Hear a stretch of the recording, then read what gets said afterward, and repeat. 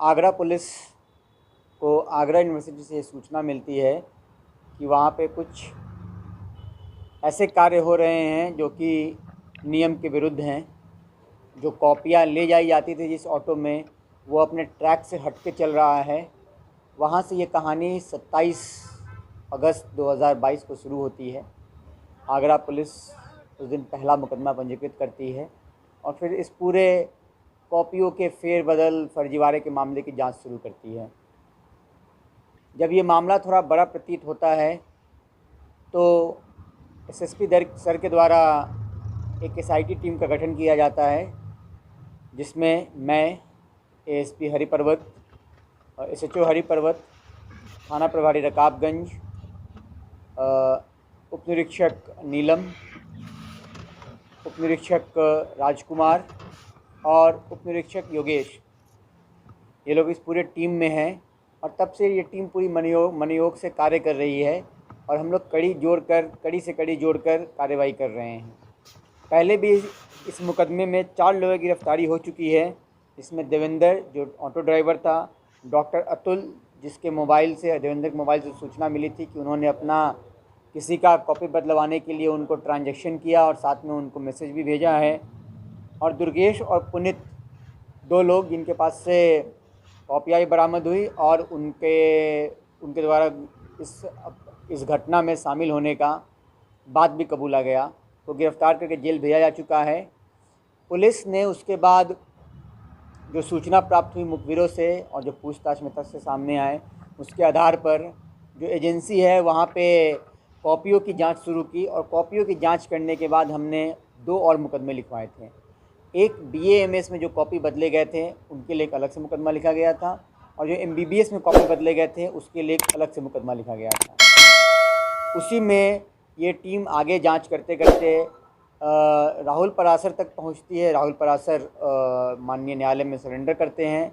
उसके बाद उनको रिमांड पे लिया जाता है और उनसे आज पूछताछ की गई। पूछताछ में बहुत से तथ्य खुलकर सामने आए और ये पूरा प्रोसेस स्पष्ट हो पाया, और उसके बाद उनके निशानदेही पे पुलिस ने वो सामान भी बरामद किया है जो उनके द्वारा इस फर्जीवाड़े में उपयोग में लाया जाता था। जैसा कि राहुल पराशर ने बताया है कि उनका ये गैंग पूरी तरह से कॉपी फर्जीवाड़े का कार्य करता था। उन्होंने 3 कॉलेज को मुख्य रूप से बताया है कि उनका ये गैंग पूरी तरह से कॉपी फर्जीवाड़े का कार्य करता था। उन्होंने 3 कॉलेज को मुख्य रूप से बताया कि 3 कॉलेज के छात्र BA-MS के, जिनका वो मुख्य रूप से कॉपी को बदलने का कार्य करते थे। और उन्होंने साथ में ये भी बताया कि इसके अलावा भी जो कॉलेज हैं उसके कुछ छात्र उनके पास आया करते थे, लेकिन 3 कॉलेज के मुख्य रूप से वो कॉपी बदलने के कार्य में संलिप्त थे। इसके अलावा FH कॉलेज, एक MBBS की कॉलेज है, उसके भी कार्य में वो संलिप्त थे। और उन्होंने पूरे अपने कॉपी बदलने की प्रक्रिया से भी हमें अवगत कराया, और उन्होंने बताया कि कॉपी बदलने का जो ये पूरा खेल है वो उनके द्वारा 2016 के आसपास से चल रहा है, और ये दो कड़ियों में चल रहा है। कॉपी 2 कड़ियों में बदली जाती है। एक तो एग्ज़ामिनेशन सेंटर से एजेंसी ले जाया जाता है कॉपी को एग्ज़ाम होने के बाद, उस वक्त भी कॉपी बदली जाती है, और दूसरा एजेंसी से जो मूल्यांकन केंद्र जहाँ पे टीचर मूल्यांकन करते हैं कॉपियों का, उसको ले जाने के दरमियान भी कॉपियाँ बदली जाती हैं। और इन दोनों जगहों पे ज़रूरत के मुताबिक, सुविधा के मुताबिक वो लोग कॉपी बदलने का काम करते हैं। और इसके अलावा उनके द्वारा ये भी अवगत कराया है कि कुछ कभी वो किसी अन्य माध्यम से भी कॉपियाँ बदलवा कर या कॉपी में मार्क्स बढ़वाने का कार्य किया करते थे, जिसकी पुलिस जांच कर रही है।